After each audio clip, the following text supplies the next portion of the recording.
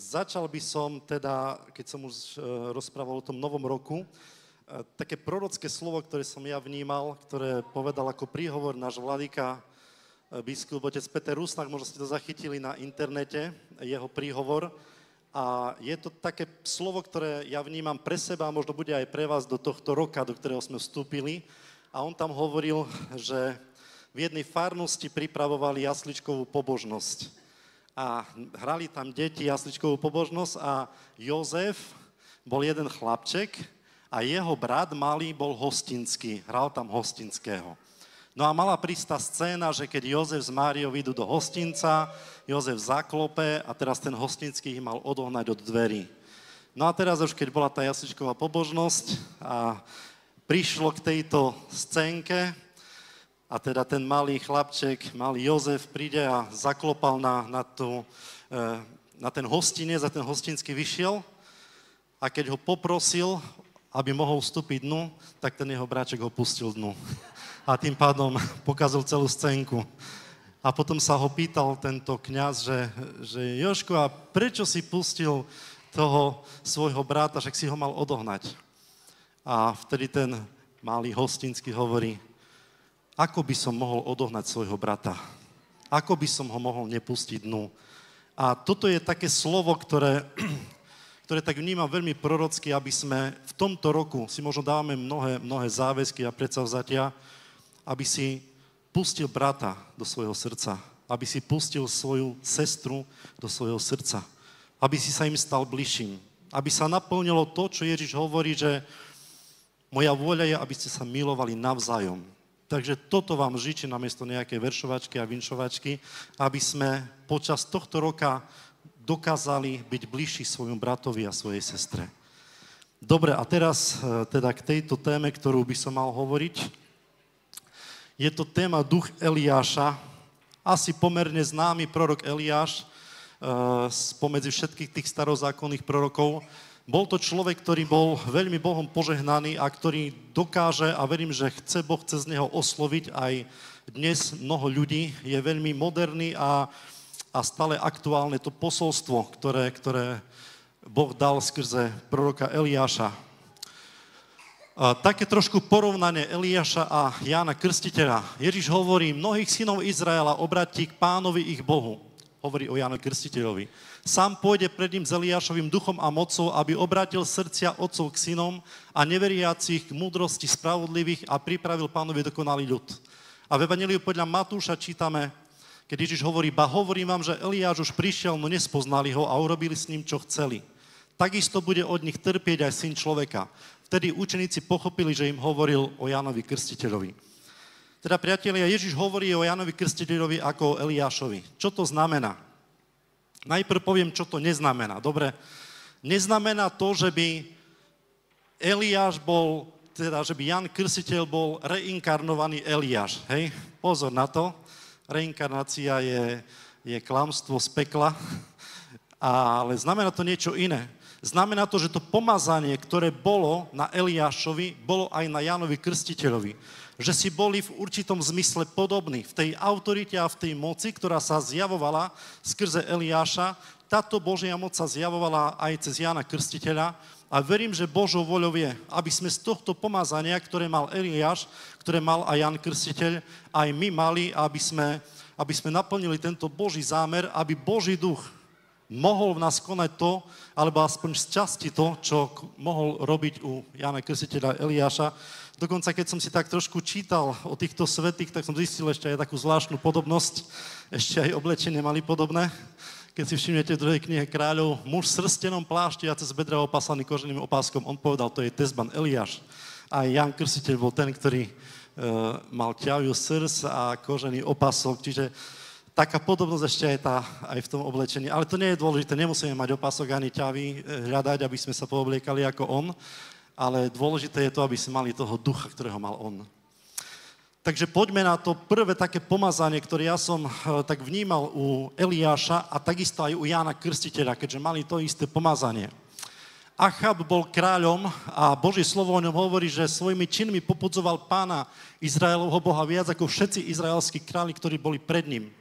Achab bol bezbožný kráľ, Tento kráľ si zobral za manželku Jezabel, dceru sidonského kráľa, a tento Achab dal postaviť v Bálovom chráme sochu Bála a kláňal sa pred týmto démonom Bálom a dal postaviť aj Ašeru, znovu bôžik, teda démon, a uctieval si týchto démonov a popudzoval Boha viac ako všetci tí ostatní predošli králi.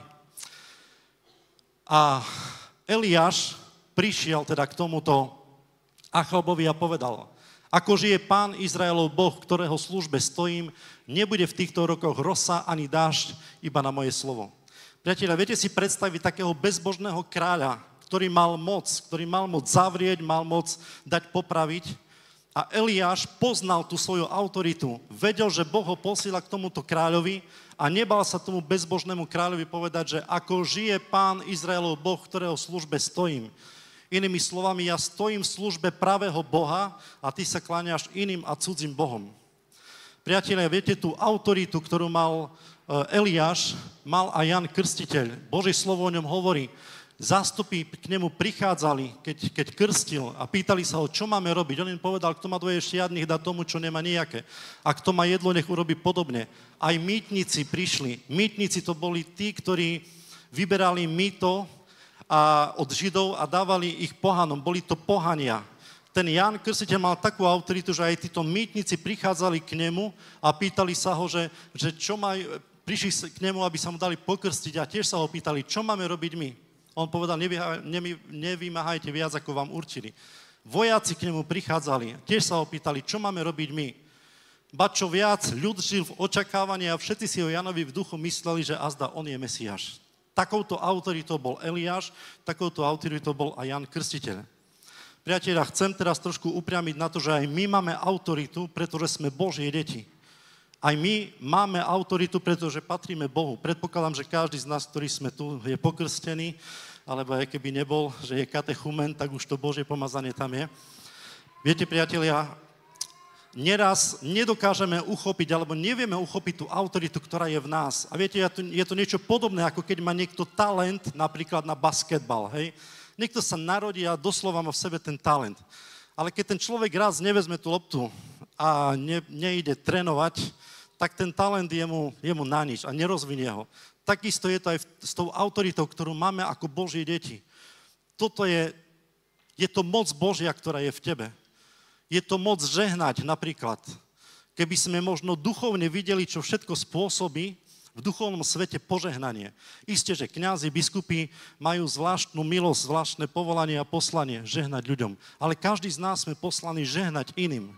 A keď nič iné nevieš, keď si možno nesi zhovorčivý, nemáš odvahu prorokovať a nemáš odvahu sa postaviť, neviem, pred ľudí a kázať, tak im žehnaj. Toto môžeš. Je to autorita, ktorú máš v Božom mene žehnať.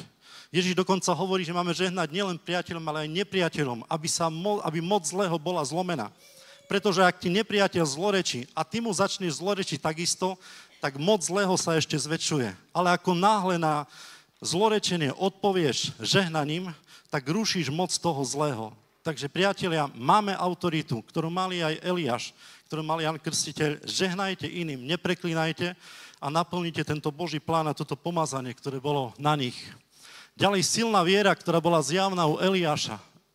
Nebudem hovoriť celý tento príbeh. Bola žena, ktorej zomrel syn a Eliáš sa za neho modlil a tento syn bol vzkriesený. A táto žena povedala, teraz už viem, že si Boží muž a že Pánovo slovo, ktoré máš v ústach, je pravdivé. Takisto o Jánovi Krstiteľovi čítame, Ježiš povedal, že medzi tými, čo sa narodili zo ženy, nie je nik väčší ako Ján. V čom bol Ján a Eliáš tak veľký? Boli to ľudia silnej viery. Priatelia, niekedy sa tak nemúdro hovorí a sa zle vykladá jedno Božie slovo, keď Ježiš hovorí o horčičnom zrnku, že keď budete mať vieru ako horčičné zrnko a poviete tejto morúši alebo tejto skale, aby sa posunula, tak sa posunie. A niekedy sa veľmi nesprávne vykladá toto Božie slovo, že nám stačí malá viera ako horčičné zrnko. Ježiš tam, priatelia, nehovorí o tom, že ti stačí malá viera ako horčičné zrnko. Ježiš nikdy nepovedal, že stačí ti malá viera. Ježiš hovoril presný opak. Keď bol ten otec so synom sposadnutým a učeníci nemohli vyhnať toho zlého ducha, čo im povedal? Pre svoju malú vieru ste to nemohli urobiť. Žena, ktorá trpela na krvotok a bola uzdravená, čo jej povedal? Žena, veľká je tvoja viera.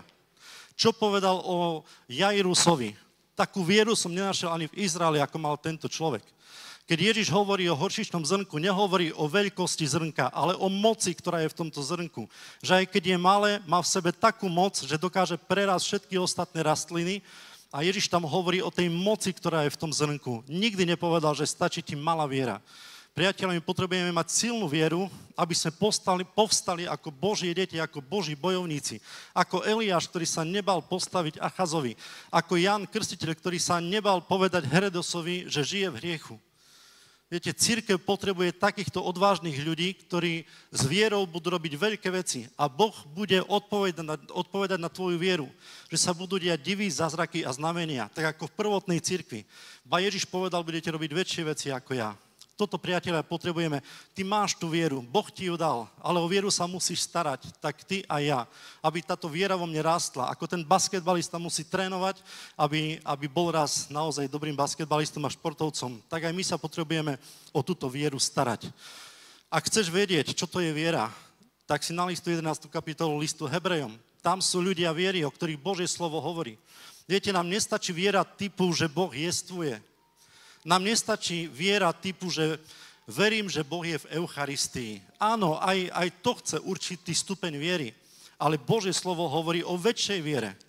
Abraham napríklad je otcom viery, Božie slovo o ňom hovorí. Viete, Abrahamovi Boh povedal, vstaň, vyjdi zo svojej krajiny, z Chaldejského Úru, kde on býval, kde sa narodil, zober so sebou všetko, čo máš a ja ťa povedem do inej krajiny.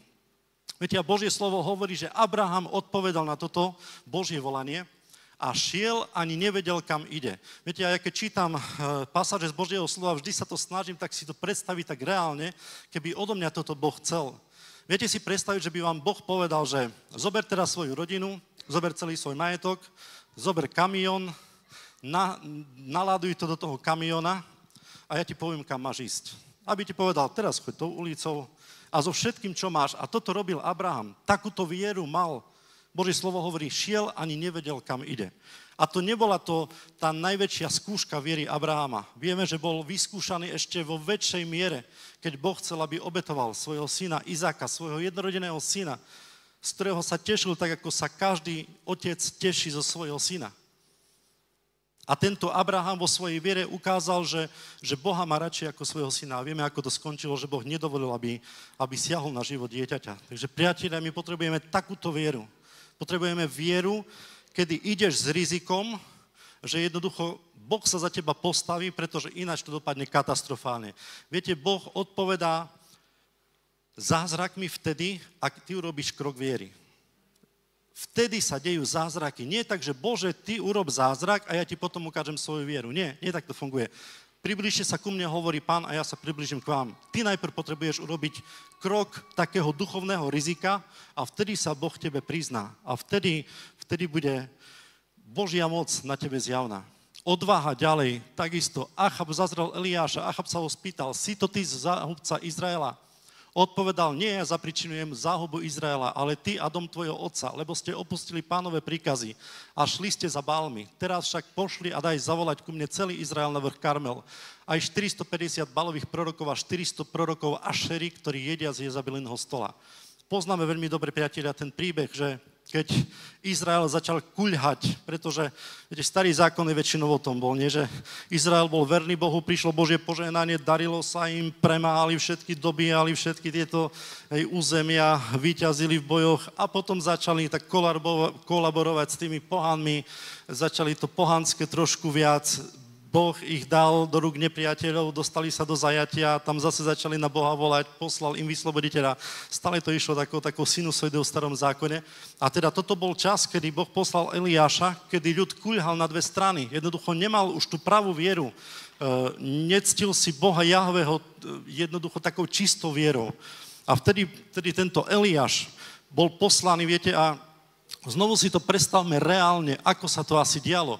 450 Bálových prorokov a 400 prorokov Ašery, čiže 850 služobníkov satana, diabla, pretože to boli iné božstva, to boli démonické božstva a Eliáš sám proti ním.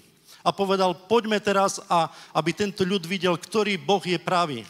A vieme ten príbeh, predpokladám, že dal tam tie 2 bičky a povedal teda týmto prorokom, že nech sa páči, či vaši bohovia vypočujú váš hlas, nech ukážu svoju moc. A títo Bálovi proroci a proroci Ášeri začali volať na tých svojich démonov a nič sa nedialo. Nič sa nedialo a tam sa mi páči aj ten taký zmysel pre humor Eliáša, kedy povedal, že kričte hlasnejšie, možno vás nepočujú. A oni začali ešte hlasnejšie, začali si robiť zárezy po tele a nič sa nedialo. A potom Eliáš tiež zobral bička, polial ho vodou, až voda stekala jarčekmi z tohto oltára, aby tam nebolo nejaké podozrenie, že ten oheň sa tam nejak dostal, ja neviem, zo slnka alebo z čoho. A potom sa modlil a volal k právemu Bohu Jahvemu a Boh strávil túto obetu ohňom. A celý Izrael videl, ktorý je pravý Boh. A Eliáš dal pobyt týchto Bálových prorokov a týchto služobníkov satana a Izrael sa znovu navrátil k Bohu. Priatelia, bola to veľká odvaha postaviť sa 850 služobníkom satana. Takisto aj Ján Krstiteľ mal tohto ducha, ktorý ho viedol do odvahy, aby povedal kráľovi Herodesovi, že nesmie žiť s manželkou svojho brata. Priatelia, my potrebujeme byť odvážni. Viete, kresťan, áno, na jednej strane je ten, ktorý je pokorný a pozná pravdu o sebe, ale Boh ťa niekedy volá aj do veci, aby si ukázal svoju odvahu, aby si sa rázne postavil hriechu, aby si dokázal povedať, toto nie. Moja manželka mi často hovorí, hovor príklady, aby ľudia rozumeli. Poviem príklad. Koľko veriacich ľudí dovolí svojim deťom v nemanželskom zväzku bývať vo svojom dome? To je príklad. Koľko ľudí mi hovorí, tak čo im poviem? Hovorím, tak povedzte, že to je váš dom a neželáte si, aby vaše dieťa tam so svojím partnerom žilo. Príklad. Jednoducho, áno, je to odvaha povedať, vyber si, buď hriech, alebo nech sa páči, pôjdeš preč. Pretože v mojom dome sa nebude smilniť. A tak ďalej. Vo veľa veciach potrebuješ v tejto autorite byť odvážny a tak ako Ján Krstiteľ, tak ako Eliáš sa postaviť zlému. Hej, nebuďme ako tí, ktorí sme vždy len kdesi v úzadi, ktorí len stále na čo si prikyvujú, ktorí nemajú vlastný názor, ktorí idú s dávom, pretože to všetci tak idú. Skúmajme Božie slovo. Božie slovo má byť základom tvojho života a toho sa držme. Aj keby si zostal sám, ako bol Eliáš a 850 ľudí proti tebe, tak Boh sa k tebe prizná, ak pôjdeš odvahou a budeš ohlasovať Božiu voľu. Modlitba, priatelia, modlitba bola blízka aj Eliášovi a Jánovi Krstiteľovi. Aj to pomázanie, ktoré mali, oni znásobovali modlitbou. Eliáš bol krehký človek ako my a keď sa naliehavo modlil, aby nepršalo. Nepršalo na zemi 3 roky a 6 mesiacov a znova sa modlil a nebo dalo dážď a zem vydala svoj plod. Ján Krstiteľ. Raz sa Ježiš na ktorom si mieste modlil. Keď skončil, povedal mu jeden z jeho učeníkov, Pane, nauč nás modliť sa, ako ja naučil svojich učeníkov. Viete, keď Ján učil svojich učeníkov modliť sa, tak mu to asi celkom šlo, či? Asi ten, čo učí iných modliť sa, asi sa vie celkom dobre modliť. A znovu, priatelia, ako vyzerá tvoja i moja modlitba? To už si musíme každý odpovedať. Koľko času si dnes dal Pánovi? Koľko si s ním bol tak v tej komórke, ako hovorí Ježiš, keď ideš sa modliť, vojdi do svojej izby, zatvor za sebou dvere a modli sa k svojmu otcovi, ktorý vidí aj v skrytosti. Viete, to je niečo, čo je základom viery, modlitba.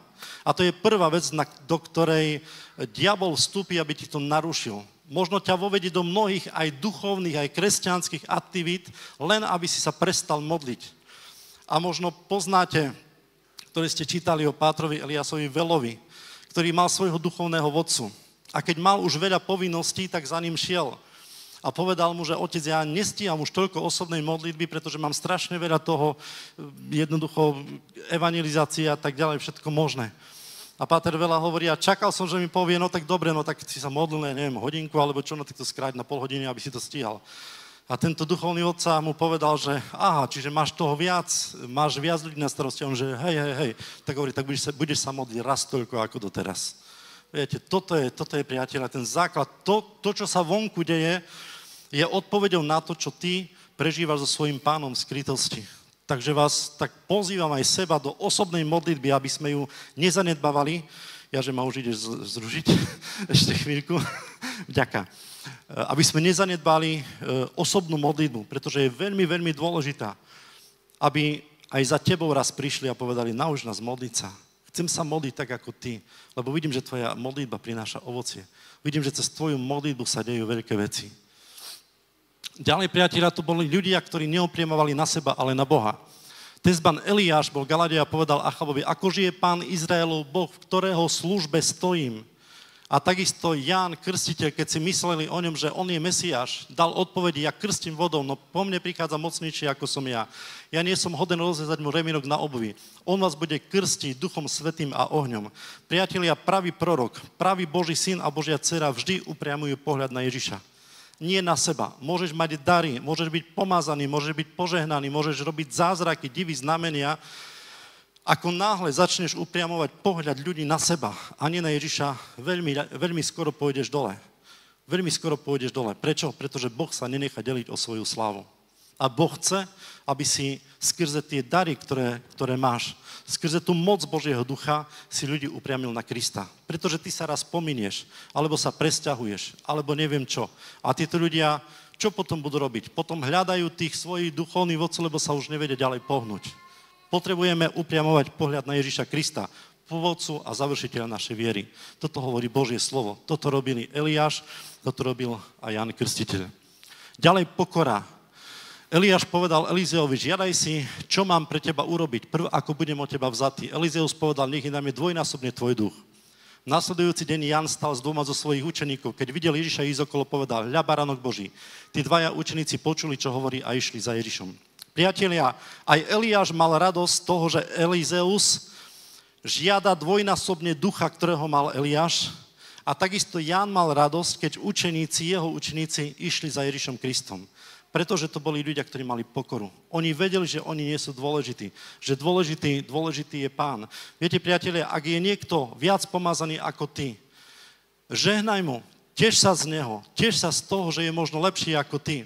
Ak tvoj žiak duchovný, možno alebo tvoje dieťa, zistí, že je ďalej vo viere ako ty, nezáviď mu. Áno, môže ťa to motivovať k väčšej viere, ale aby sme si nezavideli navzájom pomazanie, ktoré máme.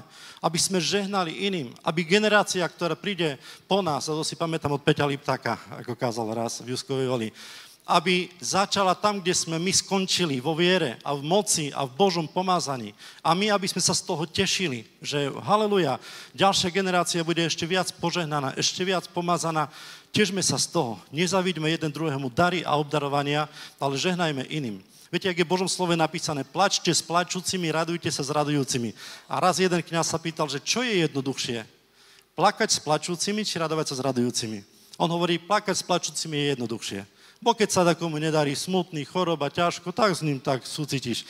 Ale ako náhle ten človek sa teší, raduje, haleluja, mám sa dobre, a ty veľmi nie, tak ťažšie sa tešiť, ne?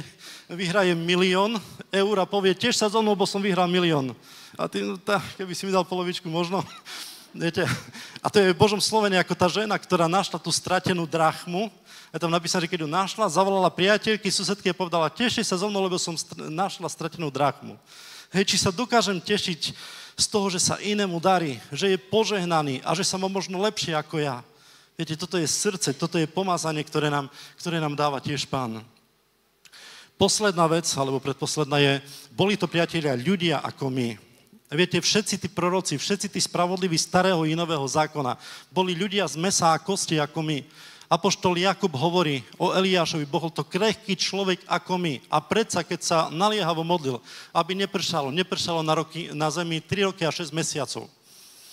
Takisto, keď čítame o Jánovi, zvolal 2 svojich učeníkov, keď bol vo väzení, poslal ich Pánovi s otázkou, ty si ten, ktorý má prísť, alebo máme čakať iného. Jednoducho chcel sa uistiť. Prišla možno taká pochybnosť do jeho života. Priatelia, to je úžasné, že Božie slovo nemlčí o slabostiach veľkých ľudí starého či nového zákona. Ja sa veľmi teším, že Božie slovo hovorí aj o takýchto veciach, pretože sú nám potom títo ľudia bližší. Že Božie slovo nemlčí o tom, že Pavol s Barnabášom sa pohádali, že Peter zaprel Krista a že mnohí boli krehkí ľudia, ktorí sa niekedy jednoducho boli to ľudia ako my. Ale čo bolo dôležité, je, že sa nechali formovať Bohom. Že keď Boh ich pozval, povedali svoje áno. A preto aj my, keď vidíme svoju slabosť, vyznajme to Bohu. Čiňme z toho pokánie, ale nezabúdajme popri tom tú autoritu a tú Božiu moc, ktorú máme využívať a používať. Toto je posledný slajd, ktorým chcem zakončiť, priatelia, túto svoju tému. Ježiš povedal, medzi tými, čo sa narodili zo ženy, nie je nik väčší ako Ján. Ale ten, kto je v Božom kráľovstve menší, je väčší ako on. Priatelia, Ján bol posledný starozákonný prorok. V starom zákone bol tiež Boží duch a špeciálnym spôsobom spočíval na kráľoch, na prorokoch a na učiteľoch. Ale išlo na kráľoch, prorokoch a učiteľoch. Po zostúpení Svätého Ducha Boží duch bol vyliatý novým a mocným spôsobom. A s Ježišom Kristom prišlo Božie kráľovstvo. Keď Ježišovi hovorili, že mocou Belzebula vyháňa zlých duchov, Ježiš povedal, že ak ja mocou Belzebula vyháňam zlých duchov, čo mocou i vyháňajú vaši synovia? Ale ak ja Božou mocou vyháňam zlých duchov, potom k vám prišlo Božie kráľovstvo. Čiže priatelia, s Ježišom Kristom prišlo Božie kráľovstvo na túto zem. To znamená, že prišlo väčšie pomazanie Božieho ducha, ako bolo v starom zákone. A keď Ježiš hovorí, že Ján Krstiteľ, aj keď je najväčší narodený zo ženy, ten, kto je v Božom kráľovstve, a to si ty a ja, my sme ľudia Božieho kráľovstva, lebo Božie kráľovstvo prišlo s Ježišom Kristom. Ak zákon bol daný skrze Mojžiša, milosť a pravda ešte vo väčšej miere prišli skrze Ježiša Krista. Z toho, priatelia, vyplýva, že my by sme mali robiť väčšie veci, ako robili všetci starozákonní proroci. Tvoja viera, aj moja viera by mala byť väčšia, ako bola viera Jána Krstiteľa, Eliáša, Jeremiáša, Izaiáša. Mal by si byť aj ja väčším prorokom a horlivejším, ako boli títo starozákony, pretože máš viac Božieho ducha, ako mali oni. Máš väčšie pomazanie Božieho ducha, ako mali títo starozákony. Viete, a keď Ježiš povie, že budete robiť väčšie veci ako ja sa pýtam, Pane, prečo sa to nedeje? Kde je chyba? Čo sa stalo, že jednoducho sa to nedeje ešte v oveľa väčšej miere? Ježiš krstil, Ježiš uzdravoval, Ježiš robil zázraky a povedal, budete robiť väčšie veci. A prichádza mi odpoveď, že problém je iba jeden, a to je naša slabá viera. Lebo sme sa možno uspokojili s tým horčičným zrnkom, nie? No, však stačí malá. Nestačí malá. Potrebuješ mať tú silu, ktorú má toto horčičné zrnko. Takže, priatelia, ja vám chcem teraz tak žehnať, aby toto Božie slovo, ktoré teraz zaznelo, aby sa uchopilo vo vašom srdci, aby rástlo, aby prinášalo úrodu. Ak chcete, môžete sa postaviť, ak chcete, sedte. Chcem vám teraz na chvíľku žehnať do tohto. Drahý Ježiš, ja ti ďakujem za tvojho ducha, ktorého si nám dal. Ďakujem ti, že sme deti Božieho kráľovstva. Ďakujem ti za týchto bratov a sestry. Ďakujem ti, Pane, že tvoj svätý duch nezostarol po 2000 rokoch, ale stále má tú istú moc. Prosím ťa, Pane Ježišu Kriste, aby tvoj Boží duch nás pomázal tak, ako pomázal Eliáša a Jána Krstiteľa. Modlím sa za týchto bratov a sestry, aby si im dal milosť silnej viery, odvahy, autority, pokory, aby spoznali teba, pravého živého Boha. Nech sa skrze nich dejú divy, znamenia a zázraky. Nech rastú v tom pomazaní a v tých daroch, ktoré si do nich vložil. Nech sú, Pane, svetlom pre svoje farnosti, svoje spoločenstva, pre svoje rodiny, pre celú cirkev. Nech sa, Pane, skrze tento tvoj Boží ľud deje premena zmýšľania nášho národa. Nech sa skrze pomazanie a svetlo tvojho ducha v týchto bratoch a sestrách nech je znížená moc zlého ducha v tomto svete. Žehnám, Pane, týmto úžasným bratom a sestram. Žehnám ich rodinám, spoločenstvám, farnostiam. Nech je tam tvoja prítomnosť. Nech sa deje tvoja voľa.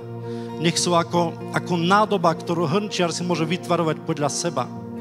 A ja ťa chválim, Pane, že ty si Boh, ktorý z obyčajných nádob vie urobiť nádoby, ktoré slúžia na vznešené ciele. A že títo bratia a sestry budú ako tieto nádoby určené na tvoju duchovnú bohoslužbu pre vznešené ciele. Žehnám vám do tohto mene Ježiša Krista. Amen.